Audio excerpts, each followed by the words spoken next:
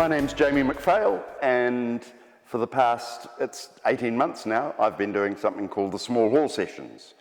I've been putting on live music in Hawke's Bay for about 10 years, and I've been kind of peripherally involved with music throughout my life. I started 10 years ago doing these tiny little things called the sitting room sessions, where I brought artists to Hawke's Bay from all around New Zealand and sometimes from across the world, and we put on really intimate shows for like 50 people, and they quite literally began in my sitting room. I was brought up in Central Hawke's Bay. I was brought up in Pukeho, and I remembered really clearly the Pukeho Hall. So throughout the 60s, that was the hub of the community. It was the school hall, it was where the National Party had its meetings and where the Country Women's Institute met and where Sunday school happened after church. And it was probably used nearly every night of the week. It even had its own theatre group.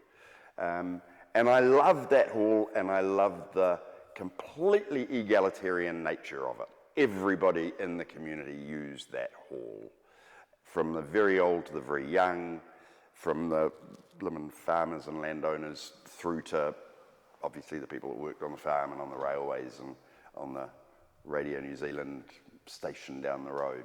So it was an absolute gathering place, and I wondered whether there was a way of combining that love of the small halls with music.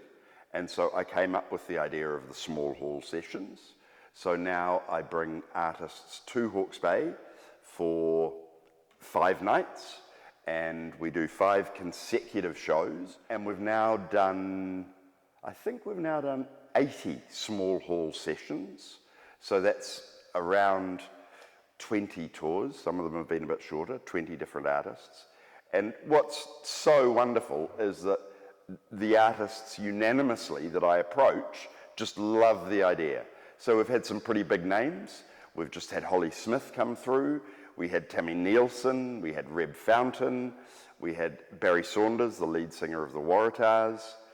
And my idea is that as much as the music is important, and I have a passion for music, as much as the music is important, at the core of this is community.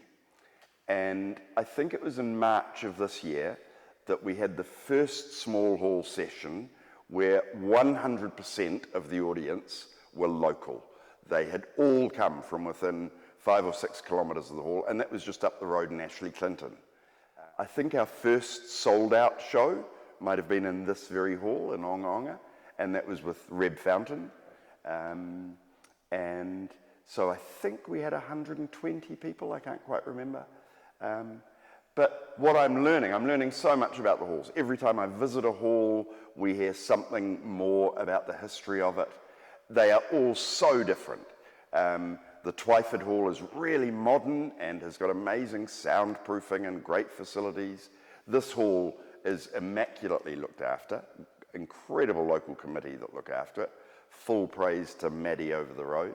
But, you know, great kitchen, lovely loos.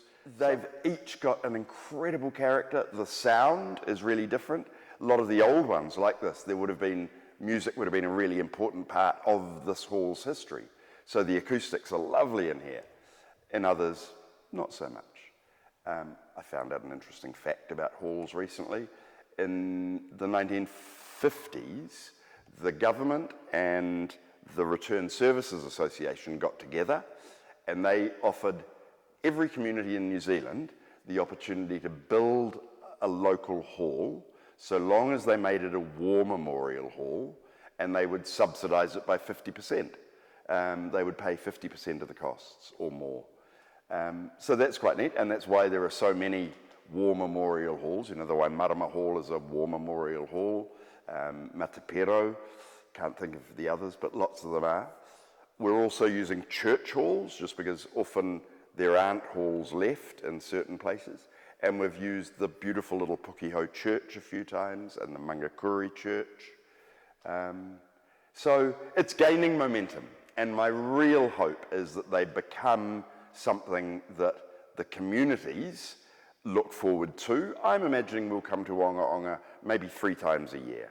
And my hope is that whoever the musician is, people will come along because of the fact that it's a gathering of locals. And we have an hour before the show, we have a 20-minute intermission, and we kind of don't boot people out because it takes us quite a while to pack down. And then within that, there are 2 45-minute bits of music. And the number of times people have said to me, Jesus, Jamie, this chap lives 2 kilometres down the road from me, but I haven't had a beer with him in years. That kind of comment is happening more and more. So that's a little bit about what I'm doing with the small halls. My hope is that they forge ahead into the future. We're now fully booked with shows right through until June of next year. And in just over a week's time, very soon, over Labour weekend, we have the extraordinary Jackie Clark coming to Onga Onga. Jackie is hilarious, she's irreverent, and what I hadn't ever realised about Jackie is that she has got an extraordinary voice. Jackie started making lists, and she made a list of the songs that had the biggest impact on her throughout her life. And she looked at this list and she thought, wow, that's amazing.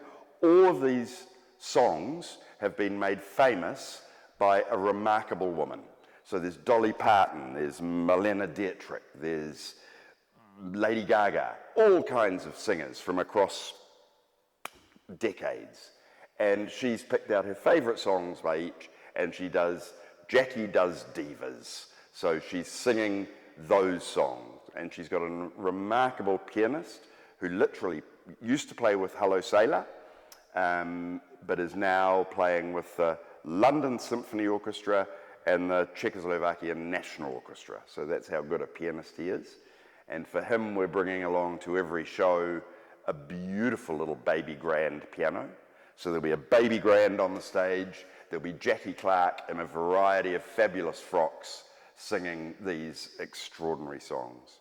So you've got an opportunity coming up really soon to have a taste of the small hall sessions.